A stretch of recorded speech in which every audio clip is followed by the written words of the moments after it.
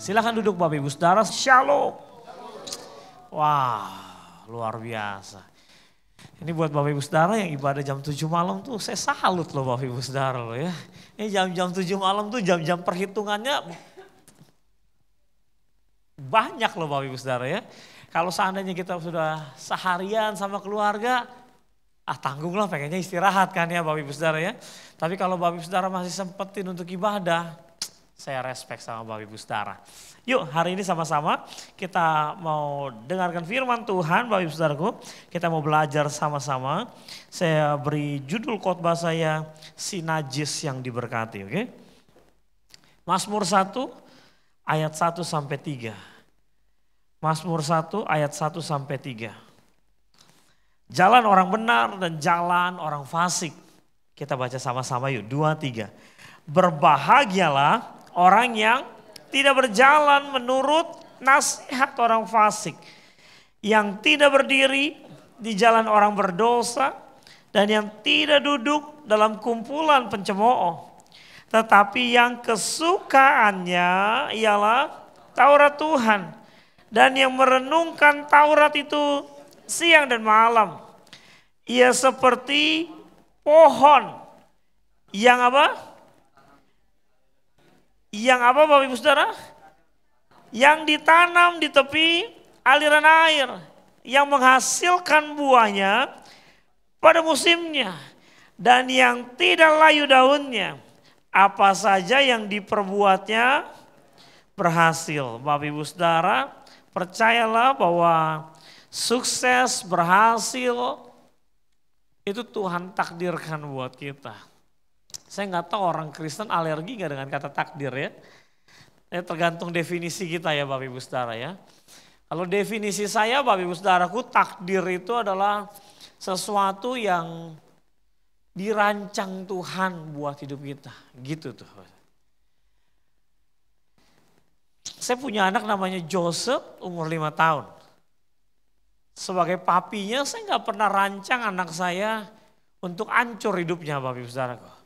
Saya rancang, saya gariskan, saya planning, saya susun, saya sediakan, saya provide Bapak Ibu Saudaraku. Semua yang dia perlukan supaya dia jadi seorang anak, seorang pria berhasil. Gitu tuh. Sukses. Hati saya sebagai papinya. Nah, saya pikir hati Tuhan Bapak Ibu Saudaraku jauh dari itu. Dia lebih mau saya dan Bapak Ibu Saudara berhasil dengan semua yang kita kerjain. Benar ya? Pendidikan berhasil, pekerjaan berhasil, usaha, hubungan, keluarga, pelayanan, semua Bapak Ibu Saudaraku. Tuhan mau kita berhasil, betul ya? Jadi Tuhan gariskan saya dan Bapak Ibu Saudara, itu garisnya begini Saudaraku. Itu garisnya Tuhan. Yang Tuhan gariskan buat hidup saya dan hidup Bapak Ibu Saudara. Tapi kalau garisnya jadi begini, nah itu nasib. Bapak Ibu Saudara nangkap maksud saya ya. Banyak orang ngajarin di luar sana Bapak Ibu Saudaraku bahwa berhasil atau gagal itu adalah nasib Bapak Ibu Saudara. Akibat dari pilihan kita. Kalau buat saya Bapak Ibu Saudaraku, gak ada pilihan lain selain diberkati dan berhasil dalam Tuhan.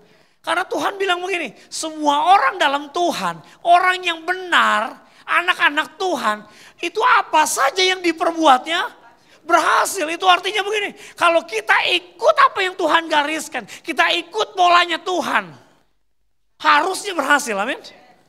Dan itu takdirnya kita, bilang sama sebelahnya, kamu ditakdirkan untuk berhasil. Jadi kita gak usah bingung lagi, kita tanya, Tuhan nanti aku berhasil atau enggak ya? Pasti berhasil Bapak Ibu Saudaraku. Anak-anak bina kami di komunitas, di pemuritannya Bapak Ibu Saudaraku. Kalau suka ada yang minta doa, nah biasanya kan gitu ya. Tolong doain ya supaya Tuhan goal projectnya, supaya Tuhan berkati, supaya berhasil, supaya banyak penjualannya. Kalau istilah anak sekarang supaya geger gitu ya Bapak Ibu Saudaraku ya. Di pemuritan kami anak-anak yang udah jadi mentor pasti jawabannya sama. Jawabannya begini, pasti berhasil lah. Dalam tanda kutip gini, bukannya gak mau doain. Ini bukan soal didoain gak didoain. Anak Tuhan memang pasti berhasil Bapak Ibu Saudaraku. Jadi kalau bilang, doain ya supaya ujiannya berhasil. Nggak usah didoain. Kalau memang kita ada di polanya Tuhan, udah pasti bagus nilainya gitu. Cuma didoain kalau nggak belajar ya Bapak Ibu Saudara. Yang penting polanya itu loh Bapak Ibu Saudara. Kalau Tuhan gariskan bangun pagi, ya gitulah bangun pagi. Kalau Tuhan gariskan suruh belajar, ya belajarlah Bapak Ibu Saudara. Kalau Tuhan gariskan suruh belajar mendengar, ya dengar-dengaran lah Bapak Ibu Saudara. Kalau Tuhan ajarin kita untuk atur waktu, bijak-bijak atur waktu, ya atur waktulah dengan baik. Kalau kita ikutin apa yang Tuhan gariskan, semua yang Alkitab katakan Tuhan bilang ini, pasti berhasil. Jadi gak usah khawatir lagi sama minggu depan, tahun depan. 2024 orang akan banyak menunggu tahun politik. Nanti bagaimana? Pasti berhasil kok. Cuma mindset kita ini saudaraku udah banyak terkamiri dengan pengajaran dunia. Yang katanya kalau berhasil atau gagal itu pilihan. Tuhan bilang begini, keberhasilan kamu aku yang pilih buat kamu. Kamu ikutin aja. Tapi kalau kegagalan kamu, itu kamu yang pilih, kamu keluar dari apa yang aku pilih. Makanya saya bilang begini, berhasil itu takdir, gagal nasib.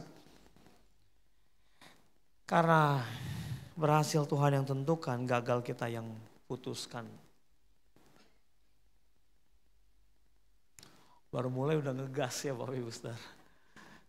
Gak apa-apa ya, ini penting makanya saya mesti keras di awal Bapak Ibu Saudara. Gak marah loh ini loh, saya gak marah loh ya. Alkitab bilang begini, ia seperti apa? Pohon, Mazmur 1 ayat 3. Ia seperti pohon. Jadi orang benar itu digambarkan seperti pohon Bapak Ibu Saudaraku. Orang yang diberkati, ayat 1 bilang ini, how blessed. Bukan cuma blessed, tapi apa? How blessed, bilang sama sebelahnya, how blessed you are. Artinya apa tuh? Betapa kamu diberkati banget gitu loh Bapak Ibu Saudara. Jadi jangan mengasihani diri kita supaya kita dapat belas kasihan orang. Karena saya dan Bapak Ibu Saudara orang yang sangat diberkati Tuhan. Jangan jual kesusahan kita Bapak Ibu Saudaraku. Jangan spill di status sosial media kita. Supaya orang tangkap sinyal dan mendapati bahwa kita lagi ada masalah. Dan berharap mereka tolong kita. Jangan.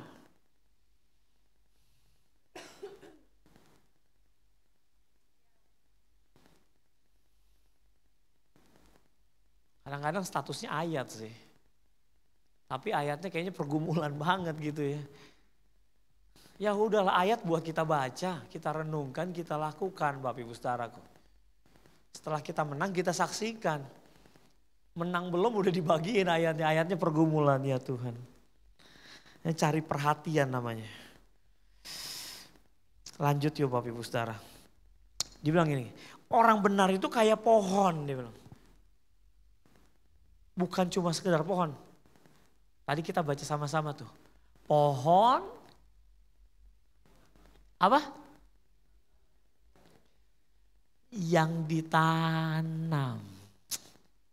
Tolong bilangnya sama sebelahnya yuk. Harus ditanam kamu.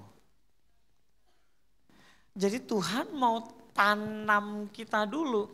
Sebagai langkah awal. Sebelum kita masuk kalimat berikutnya. Yang menghasilkan buahnya.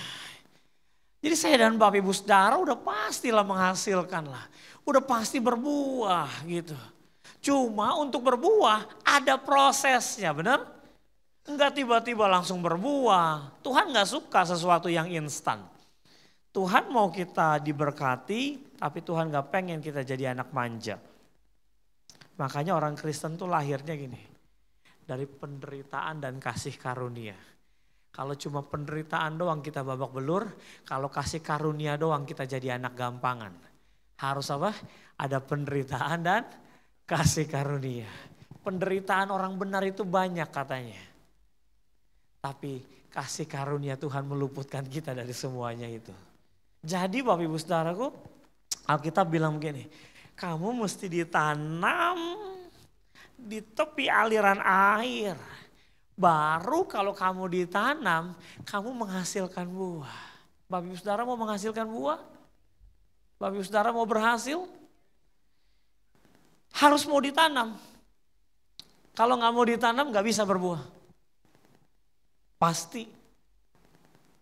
Tanam, cabut saudaraku. Tanam lagi, cabut lagi. Kapan berbuahnya Bapak Ibu saudaraku?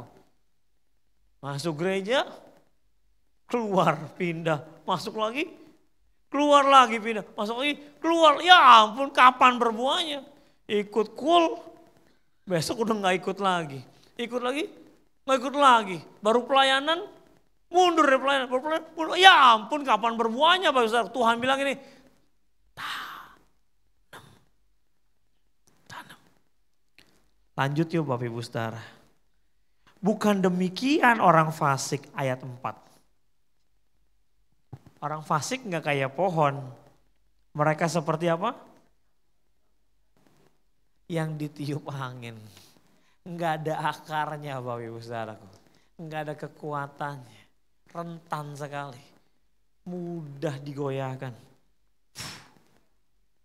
Sebab itu orang fasik tidak akan tahan dalam penghakiman. Begitu pula orang berdosa dalam apa? Perkumpulan orang benar. Dia bilang begini, orang benar pohon ditanam. Orang fasik sekam ditiup angin, bukan pohon yang ditanam. Jadi kalau kita ngaku orang Kristen tapi gak suka ditanam sama Tuhan, itu berarti apa? Orang fasik. Sekam Bapak Ibu saudaraku. Ada angin terhempas dia. Tuhan mau gini, hatinya Tuhan mau memberkati. Bahkan mau banget memberkati secara berkelimpahan. Tapi Tuhan mau saya dan Bapak Ibu saudara ditanam. Kalau Bapak Ibu saudara mau ditanam, menunjukkan Bapak Ibu saudara orang benar. Kalau setiap kita gak suka ditanam Tuhan, menunjukkan gini, kita orang fasik yang mudah dihempaskan. Karena kita gak tahan di antara kumpulan orang benar. Kalau kita orang benar, kita betah di antara orang benar. Orang fasik gak tahan di antara orang benar.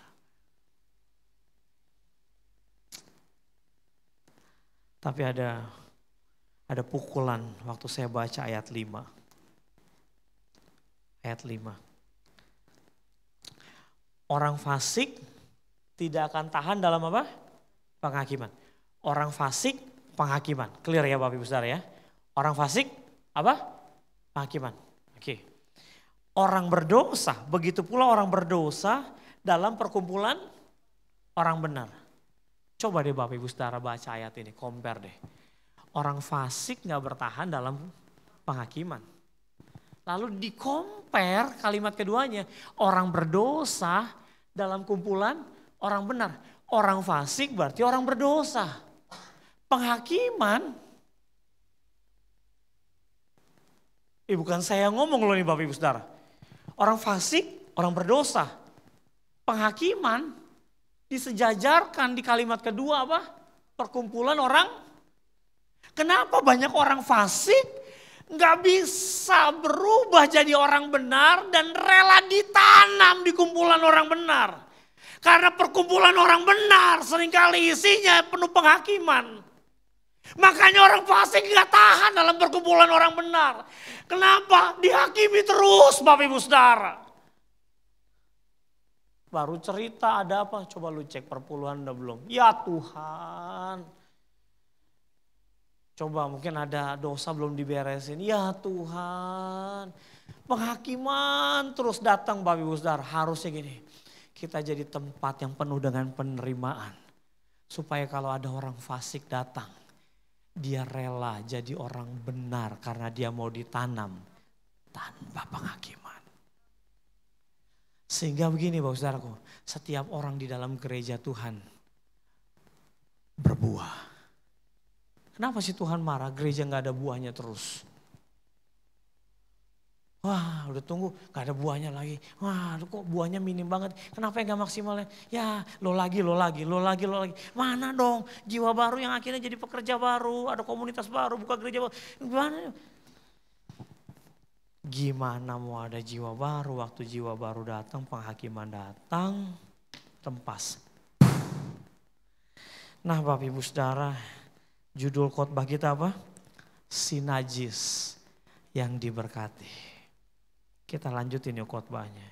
Cuma biar ingat-ingat aja Bapak Ibu Saudara ya. Si najis tuh orang berdosa, orang fasik. Tapi Tuhan mau berkati dia tuh Bapak Ibu Saudara. Prinsip berbuah satu, kita tidak mungkin berbuah selama kita nggak mau ditanam. Apa tuh ditanam Bapak Ibu Saudara? Alkitab catat bilang begini, mesti berakar dalam firman. Kalau ditanam seolah nggak bisa bergerak bebas, tidak leluasa Bapak Ibu Saudara. Tapi sesungguhnya waktu kita lagi nggak bisa bergerak, nggak leluasa, nggak bisa berbuat banyak, diatur ini itu nggak boleh ini. Di titik itulah Bapak Ibu Saudaraku sebenarnya kunci kita lagi ngalamin pertumbuhan. Walaupun belum kelihatan karena lagi ditanam. Apa itu ditanam? Belajar untuk diam dan mendengar suara Tuhan. Bukan dengerin nasihat orang fasik Bapak Ibu Saudaraku. Tapi diam, dengar suara Tuhan. Tadi kan dia bilang begini, berbahagialah orang yang apa? Tidak berjalan, tidak berdiri, tidak duduk. Kalau kalimatnya saya putar berarti begini, berbahagialah orang yang berjalan, berdiri dan duduk. Tapi bukan di kumpulan orang benar. Tapi berjalan, berdiri, duduk, dengar firman Tuhan. Renungin firman Tuhan tiap hari. Bapak Ibu Saudara cek deh, kenapa sih mesti berjalan, berdiri, duduk?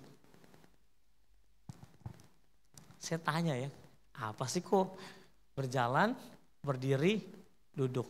Setelah aku renungkan, rasanya hampir seluruh aktivitas kita dari pagi sampai malam, kalau kita lagi aktivitas, itu kalau nggak jalan, diri, duduk Bapak Ibu Saudara. Udah itu doang. Tiduran, ya bentar lagi tidur Bapak Ibu Saudara. Tapi selama kita aktivitas, kita kerja, pelayanan, bisnis, bangun hubungan, belajar. Pasti kalau nggak jalan, diri, duduk. Berarti Tuhan mau bilang gini, all day long, in all activity. Di semua aktivitas kamu tiap hari dari pagi sampai malam. Kamu dengar firman Tuhan. Kamu lagi ditanam dalam firman Tuhan. Lanjut yuk Bapak Ibu Saudara. Apa itu ditanam? Ada dalam komunitas. Diterima. Tinggal dalam sebuah keluarga. Maksudnya apa sih? Maksudnya gini. Kalau Bapak Ibu Saudara ada masalah.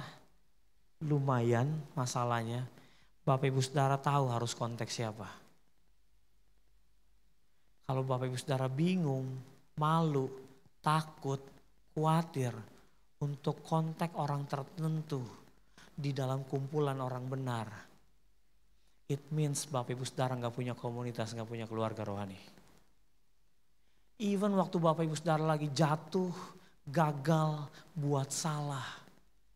Bapak Ibu Saudara tahu orang yang bisa dipercaya dan bisa terima Bapak Ibu Saudara. Itu berarti Bapak Ibu Saudara punya komunitas atau punya keluarga rohani. Kalau Bapak Ibu Saudara jatuh, Bapak Ibu Saudara gak bisa cerita, takut, gak berani. Itu berarti begini, Bapak Ibu Saudara belum ditanam dalam komunitas. Bapak Ibu Saudara ikut cool? Ikut dong. Akrab dong. Solid dong. Pernah Pak, dulu Pak. Tapi ujung-ujungnya udahlah jangan hidup di masa lalu. Bangun sesuatu yang baru dengan apa yang Alkitab mau sampaikan. Prinsip berbuah kedua.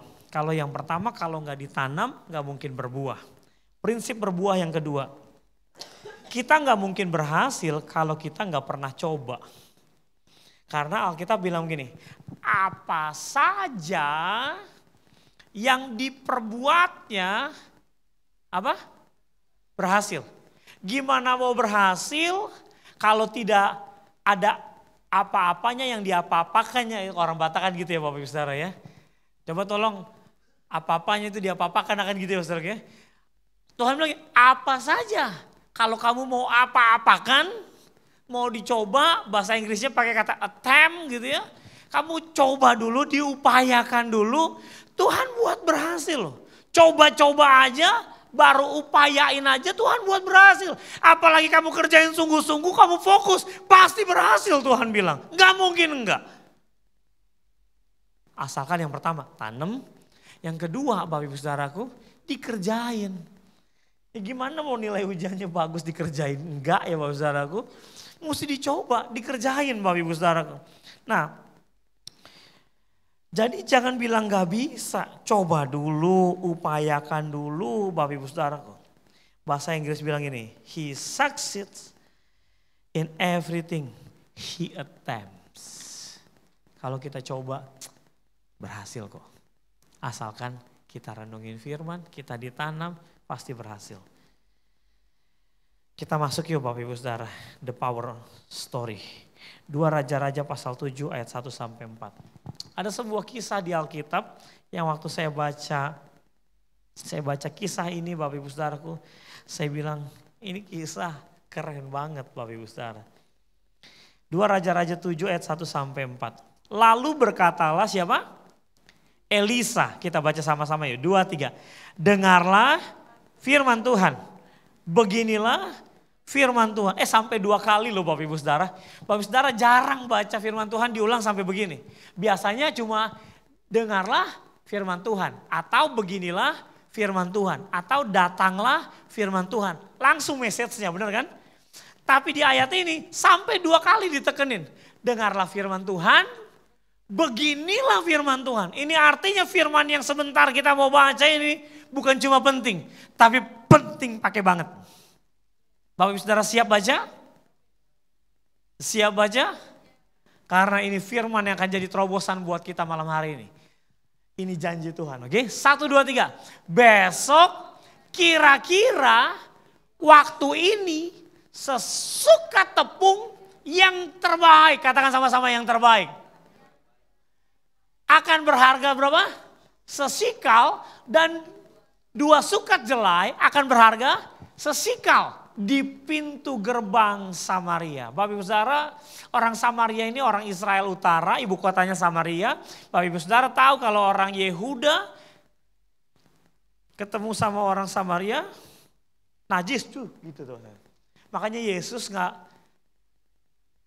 orang Samaria ngobrol sama Yesus, kok Yesus mau ngobrol sama orang Samaria, kan musuhan gitu loh. Kenapa? Karena orang Samaria dianggap sudah enggak murni lagi imannya, sudah terkamiri karena kawin campur sama bangsa lain. Bukan Israel asli, dianggap najis. Samarianya dianggap najis ya Bapak Ibu Saudara ya. Nah, untuk Samaria yang najis ini Bapak Ibu Saudaraku, orang Samaria lagi dikepung sama bangsa Aram. Nggak bisa kemana-mana, dan zaman itu kalau kota sudah dikepung Bapak Ibu Saudaraku, pasti susah air, pasti susah makan, kelaparan, nggak bisa buat apa-apa Bapak Ibu Saudara. Di momen seperti itu, Elisa bilang begini, besok kira-kira waktu ini. Berarti berapa jam kemudian tuh? 24 jam. Firman Tuhan cuma bilang begini, 1 kali 24 jam aku mau membalikan keadaan. Wah, aminnya gak ada. Padahal udah dibilang ini firman penting banget Bapak Ibu Saudaraku. Tuhan mau bilang begini, kalau cuma untuk balikin keadaan Kaleb, 1 kali 24 jam aku bisa balikin keadaan. Bapak Saudara mau lihat Tuhan ubah keadaan kita, Tuhan bilang ini, aku bisa bikin 1 kali 24 jam. Ubah kamu yang susah jadi diberkati, 1 kali 24 jam aku bisa. Kamu susah gak bisa beli ini dan itu, Tuhan bilang ini, besok yang mahal jadi murah buat kamu. Ada gak sih sesuatu yang mahal Bapak Ibu Saudara? Ada, makanya ada kata mahal. Ya kan, kalau gak ada ya gak buat apa ada kata mahal. Cuma pertanyaannya gini, kapan sih kata mahal itu muncul? Bukan waktu ditempelin harganya kan? Tapi waktu kita lagi gak pegang duit Bapak Ibu Saudara kok. Mau harganya murah juga kalau lagi nggak pegang duit, itu kayak rasa mahal loh gitu Bapak Ibu Saudara. Tapi mau kelihatannya harganya banyak kalau punya duit, alah murah kan gitu kan Bapak Ibu Saudara. Nah Tuhan mau balikin gitu tuh, apa yang kita lihat kayaknya mahal banget. Tuhan mau ubah keadaannya sampai kita bilang gini, murah banget. Wah, itu artinya Tuhan balikin keadaannya nggak main-main tuh, berkati Bapak Ibu Saudara luar biasa banget. Tuhan bilang gini, kalau cuma begitu 1 kali 24 jam gue bisa bikin kata Tuhan. Nah, cuma perkaranya, lihat nih, 1 kali 24 jam aku bisa kasih tepung yang terbaik. Ini kalau roti nih Bapak Ibu Saudara, boleh sebut merek gak sih? Bukan roti tepung biasa gitu. Roti gandum yang dijualnya mungkin bukan di mini-mini market kecil gitu. Ya paling enggak farmers lah ya. Nah, yang import-import lah disitulah. Bukan yang gitu, bukan saudaraku. Barang bagus, yang terbaik. Kalau kita mau masuk farmers, beberapa orang bilang gini, mahal-mahal kali. Karena itu barang-barang terbaik. Kita jadi nggak takut masuk farmers, kenapa? Murah-murah banget gitu loh kurang lebih. Kurang lebih, karena saya coba konteks ke zaman ini aja gitu ya. Akan berharga sesikal, 2 sukat jelai akan berharga sesikal di pintu gerbang. Yang menarik nih Bapak Ibu Saudara. Janji Tuhan udah hebat banget, udah dahsyat banget ini buat orang Samaria nih ya. Tapi sayang 1000 sayang ada seorang perwira songong bener. Tetapi perwira yang menjadi ajudan raja gak main-main Bapak Ibu Saudara. Ini tangan kanan raja. Ajudan tuh artinya personal asisten. Wah. Orang yang selalu di sampingnya raja, kepercayaan dan bukan orang bodoh dia Bapak Ibu Saudara. Andalannya raja. Orang ini orang pinter, punya posisi hebat. Bukan orang sembarangan. Tapi ngomongnya sembarangan Bapak Ibu Saudara. Minta digamparin mulutnya. Tetapi perwira yang menjadi ajudan raja menjawab abdi Allah katanya. Ini ngeri. Kita baca sama-sama ya 2-3. Sekalipun Tuhan membuat apa? Tingkap-tingkap di langit. Masa hal itu mungkin terjadi? Ngeselin gak Bapak Ibu Saudara? Tuhan udah kasih janji dan dia gak mungkin ingkari. Buat Tuhan itu terlalu mudah membalikan keadaan. Lalu ini orang pinter bilang begini. Kalau Tuhan bikin tingkap langit juga. Mana mungkin? Halah. Waktu saya minta Bapak Ibu Saudara baca ayat yang tadi itu. 1 kali 24 jam Tuhan balikan keadaan. Terus di otak Bapak Ibu Saudara sambil baca sambil berkata. Mungkin gak ya Tuhan ubah keadaanku ya secepat itu. Mirip sama perwira ini Bapak Saudaraku. Kita kayak orang yang lagi nyepelein Tuhan gitu loh Bapak Ibu Saudara. Seolah-olah kita bilang ini. Tuhan Raja, Tuhan Juru Selamat, penolong satu-satunya. Tapi waktu Tuhan kasih janjinya, kita sendiri yang mengecilkan Tuhan karena kita punya pikiran. Saudara. Jawab abdi Allah. 2-3. Sesungguhnya engkau akan melihatnya dengan matamu sendiri. Tetapi tidak akan makan apa-apa daripadanya. Kamu akan lihat. Orang lain akan begitu diberkati. Wow, tapi kamu gak akan makan dari situ.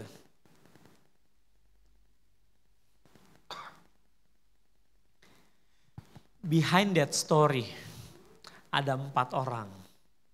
Ada berapa? 4 orang. Enggak sendirian Bapak Ibu Saudara. Ini berarti mereka punya komunitas, oke? Benar ya? Sesama orang kusta. Mereka punya komunitas. Bilang sama sebelahnya dong, orang kusta aja punya komunitas bilang. Masa kita enggak? Iya kan?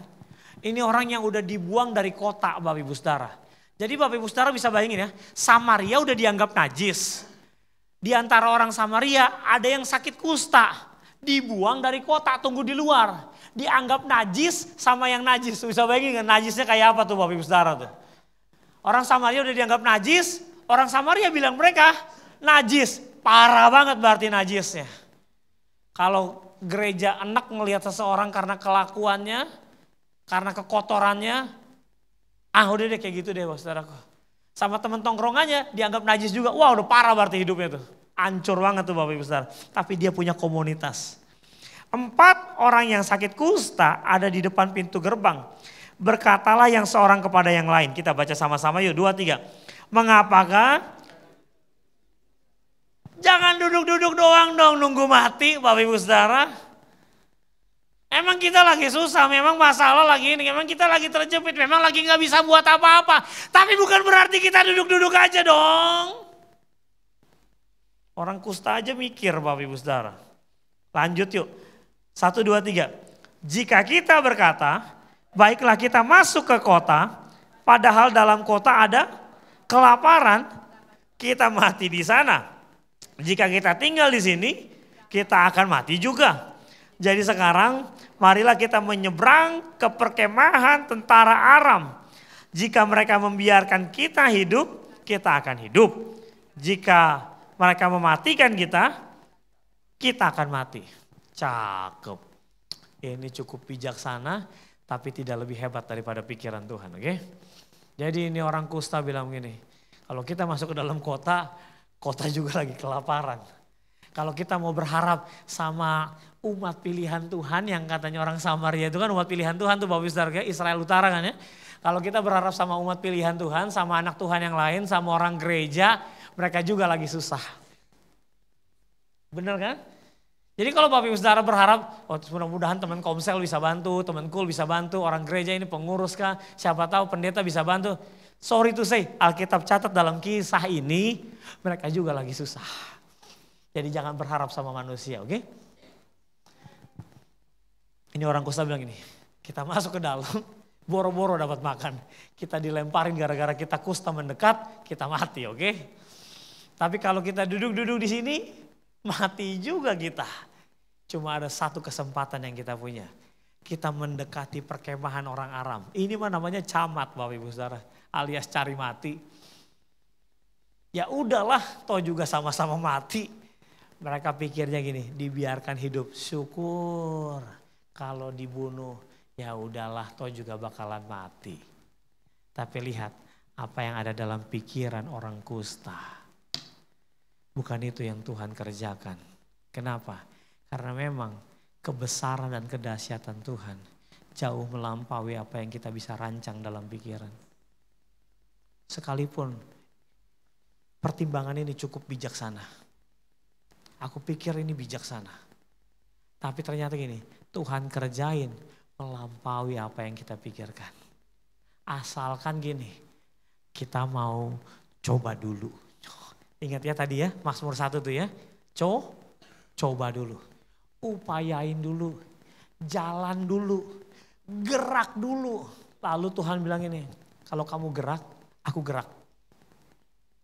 Sebelum kamu gerak, aku udah gerak duluan. Waktu ngelihat orang kusta ini dalam komunitas bilang, yuk kita bikin yuk, kita kerjain yuk. Yuk, sepakat mereka, jalan. Tuhan bikin perkara duluan. Keren banget. Ngapain Tuhan?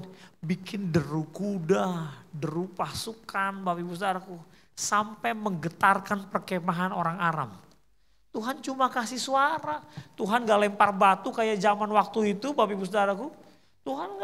Tuhan gak kasih api hanguskan. Tuhan gak belah Bapak Ibu Saudara. Enggak, Tuhan cuma kasih suara aja. Getar dia. Jiper dia, langsung sawan dia. Baru kasih suara loh. Lihat ya, kalau Tuhan udah bergerak.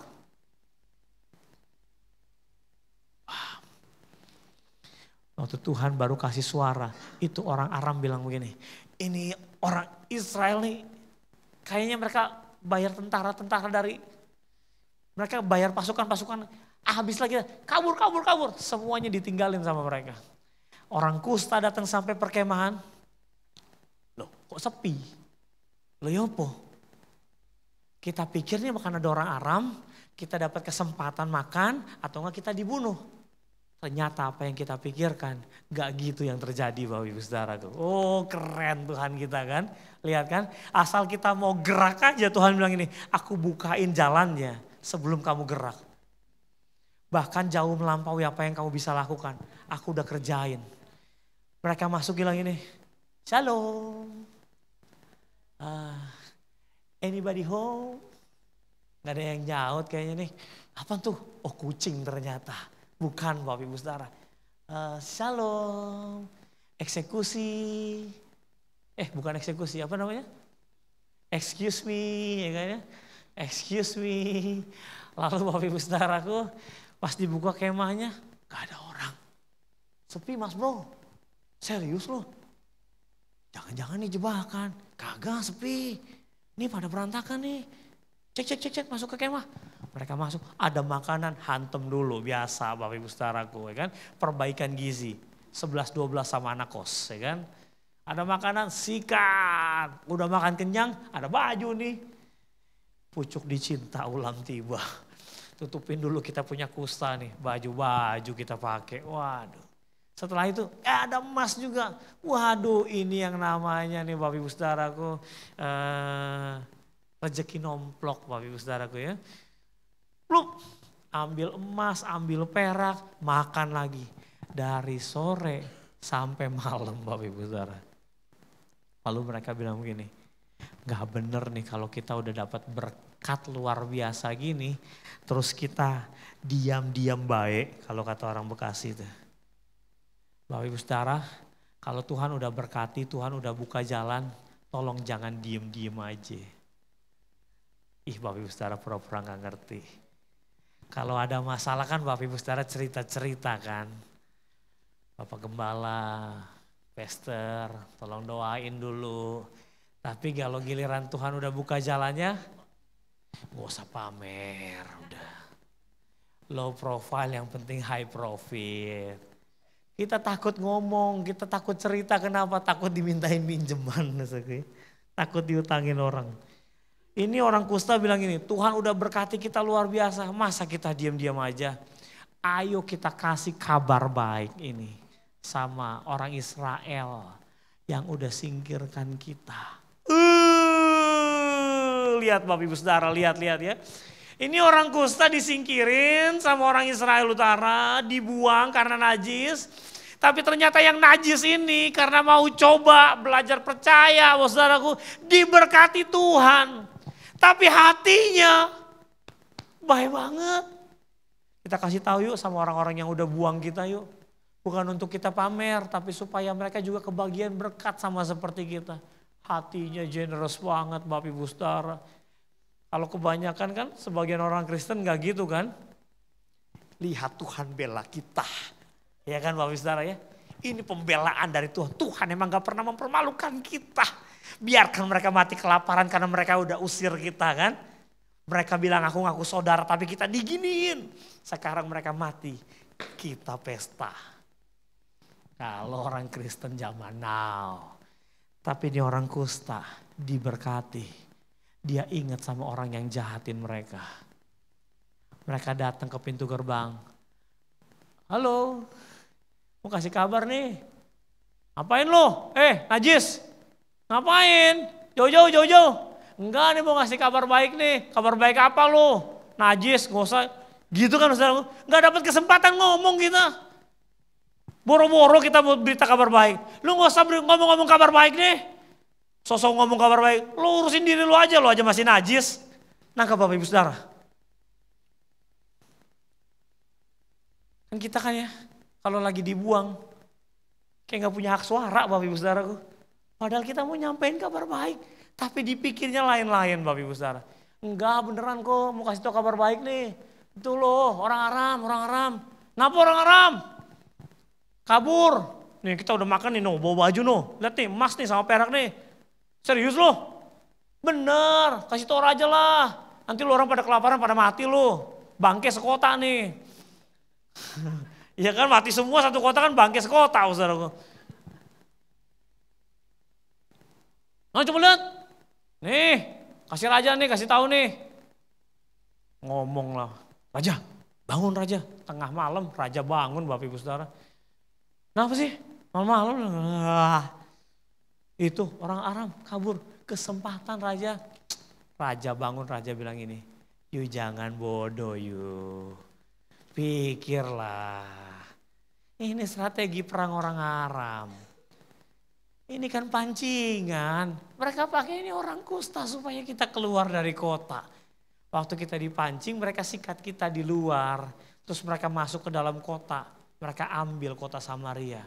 You pikir, tolong jangan bodoh lah. Ini raja kepinteran emang. Sampai udah terima kabar baik, otaknya jahat loh saudaraku. Otaknya gak beres. Makanya Alkitab bilang ini, janganlah kamu bersandar kepada pengertianmu sendiri. Wah, kalau Tuhan udah gerak Bapak Ibu Saudaraku, percaya, jalan, terima. Jangan ngotak, kita pikir kita paling hebat. Singkat cerita Bapak Ibu Saudaraku, mereka coba kirim orang dan mereka dapat harta. Mereka dapat makan. Orang Israel terima kemenangan dari Tuhan. Apa sih Bapak Ibu Saudara yang aku mau sampaikan? Yang aku mau sampaikan gini.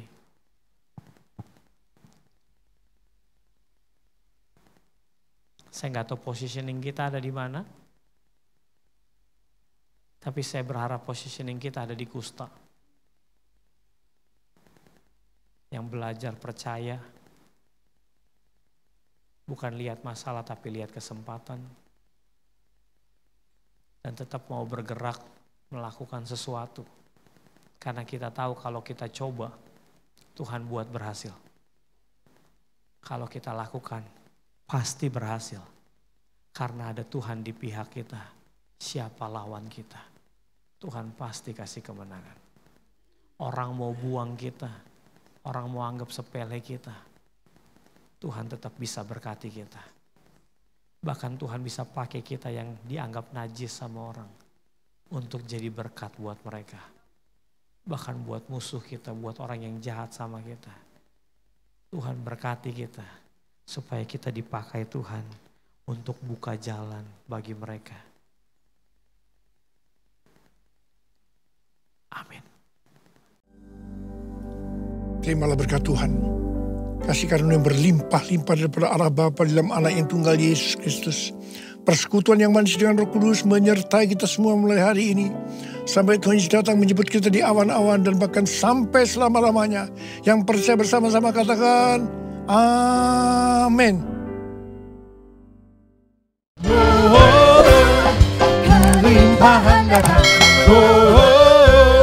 saatnya bersorak, kesembuhan datang, yang lemah berkata ku